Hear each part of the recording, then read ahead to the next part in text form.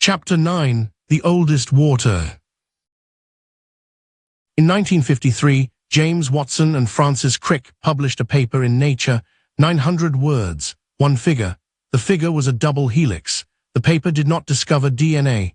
DNA had been identified in cells since 1869. The paper did not prove that DNA carried genetic information that had been established by other experiments years earlier. What the paper did was reveal the structure. It showed the shape of the thing that had been present all along, and in showing the shape, it made visible for the first time why the thing could do what it did. The structure explained the function. The helix explained the inheritance. The form disclosed the mechanism. 8 centuries of Advaita Vedanta, the Prakarana Gruntas, the scholastic treatises, the polemical texts, the radical detonators, is the apparatus built to make a set of older documents legible. The Upanishads are the double helix. Everything else is the equipment required to read them. The word Upanishad means, in its most literal rendering, sitting near. Sitting near the teacher. The proximity is not physical. It is the proximity of attention, the radical narrowing of focus that occurs when a student arrives at the point where the teacher's next sentence might be the one that changes everything. The texts were composed across several centuries, beginning perhaps as early as 800 BCE, the oldest of them predating Shankara by over a millennium. They are not systematic. They are not structured like arguments. They are records of teaching encounters, some intimate, some dramatic, some gnomic to the point of opacity, in which sages transmitted something that they themselves describe as transmissible through ordinary instruction. Not this is the puzzle at the heart of the Upanishadic corpus, and it is worth sitting with before we proceed. The sages who produced these texts believed that the recognition they were pointing at could not be produced by information transfer. You cannot hand someone the recognition the way you hand them a theorem. The recognition is first person. It must occur in the student's own awareness. No amount of third-person description of it, however precise, however comprehensive, produces it in someone who has not yet found it, and yet they wrote it down. Why? What did they think writing could do? The answer the corpus gives, and it is consistent across every major commentator, is that the Upanishads do not describe the recognition. They perform operations designed to produce the conditions in which the recognition becomes possible. They are not reports, they are instruments. The question is not what the Upanishads say. The question is what the Upanishads do to the mind that engages with them correctly. Begin with the Mandakya Upanishad, 12 verses, the shortest of the principal Upanishads, and by the consensus of the tradition, the most complete. The Mandakya maps 4 states of consciousness, waking, dreaming, deep sleep, and a 4th state, turiya, that is not a state at all but the ground in which the other 3 states appear. The Sanskrit word turiya means simply the 4th. It has no other name because it is not an experience among other experiences. It is the witness of experience, the awareness that is present in all 3 states without being modified by any of them. In waking, the awareness is present and objects appear. In dreaming, the awareness is present and objects appear, internally generated rather than externally perceived, but the awareness is the same awareness. In deep sleep, the awareness is present and no objects appear. This is the crucial observation. Deep sleep is not the absence of awareness. It is the absence of objects. The awareness was there. You return from deep sleep with a sense of having rested, of having been somewhere continuous with where you are now, of not having ceased to exist. This continuity is not a memory of objects. It is a memory of presence. The awareness was present even when nothing was appearing in it. The 4th turiya is not a 4th state. It is the recognition that the awareness present in all 3 states is the same awareness, unchanged by what appears in it, not a new experience to be achieved in meditation. The understanding that the substrate of all 3 states is constant, self-luminous, undivided. 12 verses. The entire architecture of the corpus in 12 verses. This is what the Upanishads do. They compress the operation to its minimum expression. Not simplified, the Mandakya is not an introduction. It is the complete operation at maximum density. Every word is load-bearing. Every verse has been shaped by centuries of transmission into the most efficient delivery system available. The Brihadaranyaka Upanishad is the opposite extreme. The longest of the Upanishads, the word means the great forest. Not a reference to an actual forest, a description of the text itself. You enter it, and the paths multiply. You follow an argument, and it branches. You find a clearing, and the text opens into another forest beyond it. The Brihadaranyaka is not a systematic treatise. It is an ecosystem.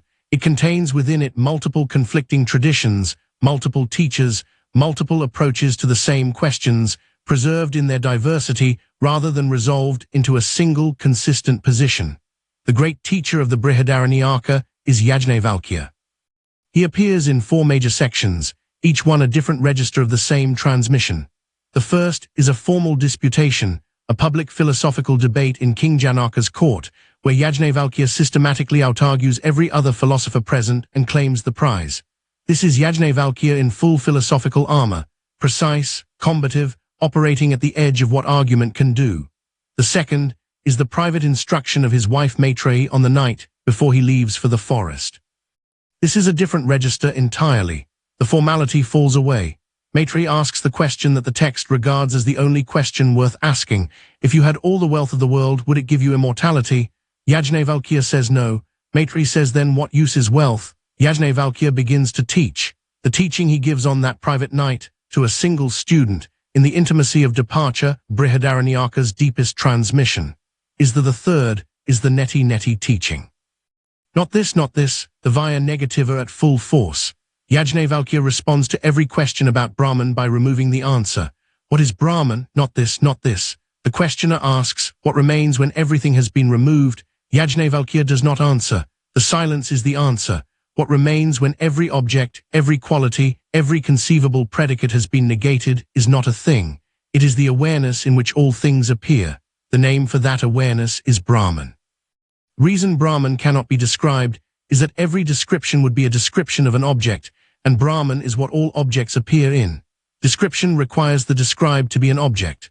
Brahman is constitutively not an object. Not this, until nothing nameable remains, and then that. What you are pointing at when you have removed everything you can point at.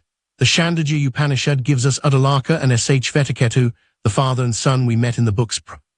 Scene repays closer attention now that we have the Phase 1 and Phase 2 architecture in place to receive it. Udalaka has 9 teachings for his son. Each teaching uses a different analogy. The rivers flowing to the sea, losing their separate names, becoming ocean. The bees collecting from different flowers, their honey becoming one. The salt dissolved in water, invisible but present everywhere, tasted at every point. The banyan seed, smaller than can be perceived, from which the entire tree arises. None of the analogies is the teaching. The analogies are vehicles for an operation the teaching is trying to perform. Each analogy demonstrates the same structural relationship, the many arising from the one, becoming apparently separate, remaining in substance the one from which they arose. And then 9 times, the teaching closes with the same sentence, Tat Tvam Asi, that thou art, 9 times, 1 sentence each time. The sentence that the Vedanta tradition regards as the most important sentence in the corpus. Not a philosophical proposition, not a doctrine, an identity operation performed on the student, that the ground of all reality, the substrate from which everything arises, thou art. You, specifically you, not humanity in general, not the universal self. You, reading this, right now, are identical with the ground of all reality. Why 9 times? Because the vasana that resists this sentence is the most durable vasana in the system. The sense of individual separateness, the feeling of being this particular person in this particular situation, is not dislodged in a single encounter with the identity sentence. Udalaka knows this. He says it 9 times, each time from a different approach, each time after a different analogy, has prepared a different entry point. 9 approaches to the same gate, each one closing the escape route available from the previous angle. The student who comes to the Chandogya having completed Phase 1 and Phase 2 is the student Udalaka was teaching toward. The Phase 1 vocabulary makes that technically precise. The Phase 2 argument has established why the identity is not a metaphor. The 9 repetitions of Tat Tvam Asi land in a prepared mind with a force they cannot have in an unprepared one. The Kena Upanishad asks the most unsettling question in the corpus. Who is the one who knows? Who is the one for whom the eye sees, for whom the ear hears, for whom the mind thinks? Not who has these capacities. That question has an ordinary answer. Who is the one in whose service these capacities operate?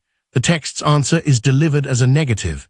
It is not what you know through the eye, not what you think through the mind, not what you breathe through the breath. Because all of these are objects of the one who knows, and the one who knows is not itself an object of knowing.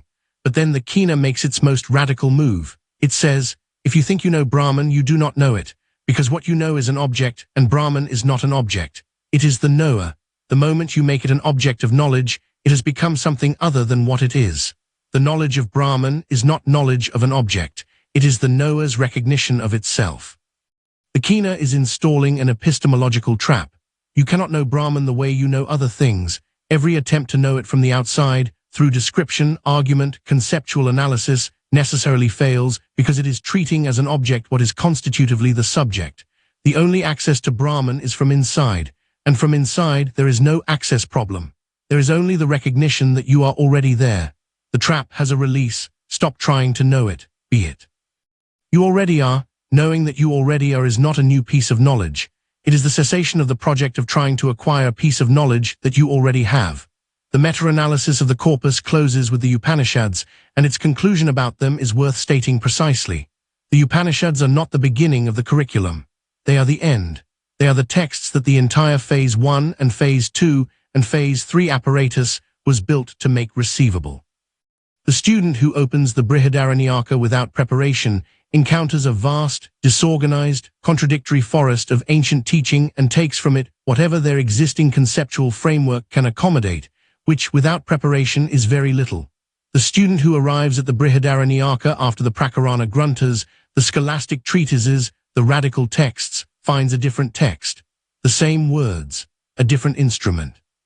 This is the corpus's deepest structural insight, and it is the insight that the meta-analysis returns to from every angle. The Upanishads were always the destination. Everything else was the preparation of the traveler. You do not arrive at Tat Tvam Asi, you return to it. It was stated first, thousands of years ago, before any of the subsequent elaboration. All of the elaboration, the definitions, the arguments, the exercises, the detonations, was the long route back to what the Shankaracharya said in 8 syllables, that thou art, not eventually, not after more work, not once the vasanas are finally resolved. Now, as you are, in this awareness reading this sentence, that. Part 6, The View from Above.